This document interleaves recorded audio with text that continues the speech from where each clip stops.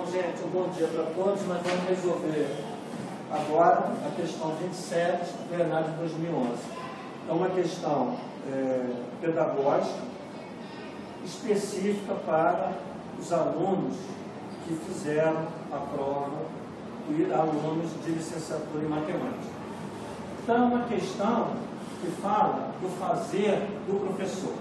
Então, vamos ler esse texto que está colocado ali.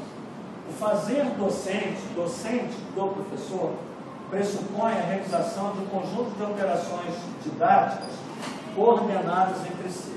Planejamento, a direção de ensino e da aprendizagem e avaliação. Nós sabemos que o professor, quando ele vai dar a sua aula, ele tem que planejar a sua aula. Então, ninguém deve dar uma aula sem fazer o seu planejamento, o seu plano de aula, os objetivos que você quer alcançar, que materiais pedagógicos eu vou usar, enfim. Você está planejando a sua aula.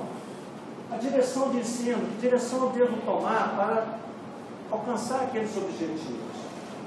E evidente que eu culmino no objetivo da aprendizagem daquilo que eu estou querendo ensinar, ou que eu estou ensinando. E a avaliação, é importante a gente estar avaliando.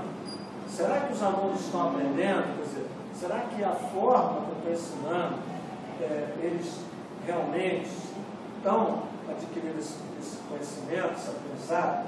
Então, tudo isso são fazeres docentes dessas operações, são operações didáticas, colocada pelo Libânio, que é um grande escritor e que trabalha com esses textos didáticos. Cada uma delas desdobrada em tarefas ou funções didáticas. Quer dizer, são tarefas ou funções didáticas, mas que convergem para a realização de ensino. Quer dizer, o objetivo fim é o ensino, propriamente dito. Muito bem.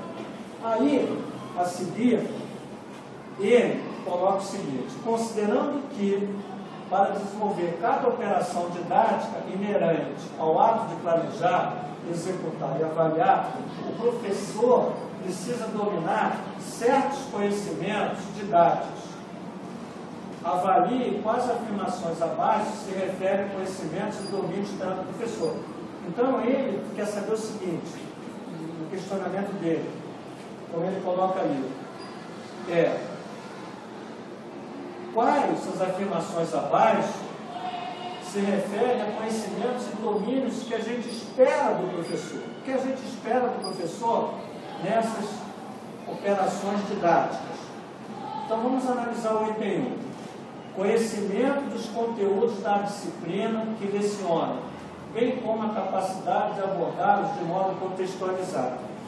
Veja que o professor, se ele vai dar uma determinada disciplina, qual é a disciplina? Matemática, ele tem que ter o domínio da sua disciplina, não exatamente ter o domínio de uma unidade da sua disciplina, porque muitas vezes ele está ensinando uma unidade, mas necessariamente ele tem que estar fazendo abordagens de outra unidade que não estava no planejamento de aula dele, ou que nem estava, por exemplo, no currículo dele daquele ano. Então, esse professor, ele tem que ter conhecimento dos conteúdos da sua disciplina, bem como a capacidade de abordá-los de modo contextualizado. Quer dizer, é preciso você fazer com que os alunos saibam que aquele conteúdo que ele está ensinando, ele tem um contexto na vida. Quando ele sair dali da escola, ele vai ter oportunidade de ver aquela matemática sendo ensinada em outros contextos, certo? No dia a dia deles, fora da escola. E não é só isso. Aí tem a finalidade, mostrar que a matemática está também em outras ciências. Então, essas questões, o professor tem que ser capaz. Então, o item 1 é um item verdadeiro. Vamos analisar o item 2. Domínio das técnicas da elaboração de provas objetivas. Como o professor tem que fazer cursinhos para ter técnicas de fazer provas objetivas. São provas objetivas, prova de múltipla escolha.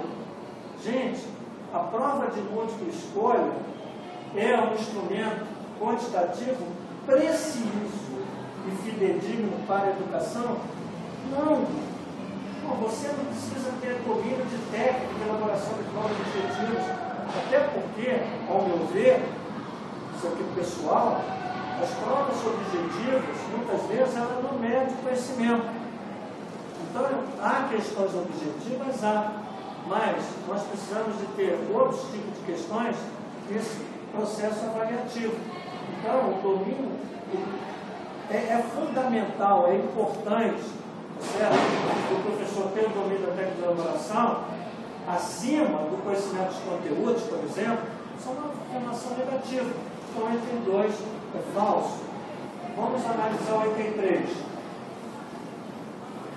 O domínio de diferentes métodos, o professor tem que ter domínio de metodologias diferentes para ensinar, procedimentos de ensino e capacidade de escolher esses métodos, esses procedimentos, conforme a natureza do tema e as características do estudante.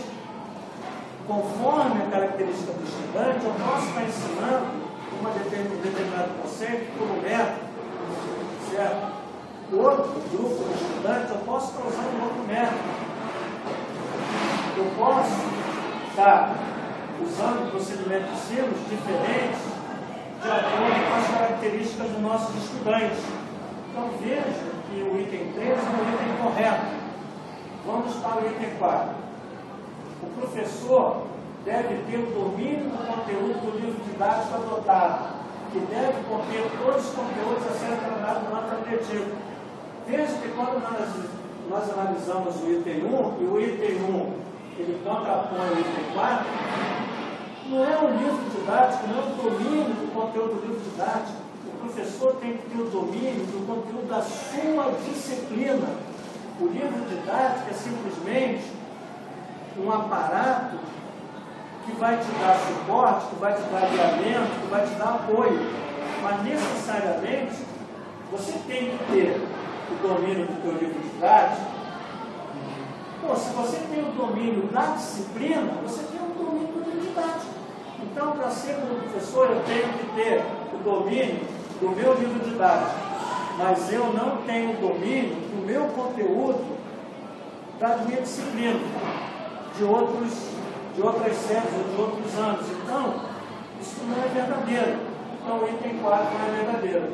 Então, quando a gente analisa aqui, nós estamos observando o seguinte: o item 1, onde ele tem que ter o conhecimento dos conteúdos e tem a capacidade de abordar de modo contextualizado, é verdadeiro.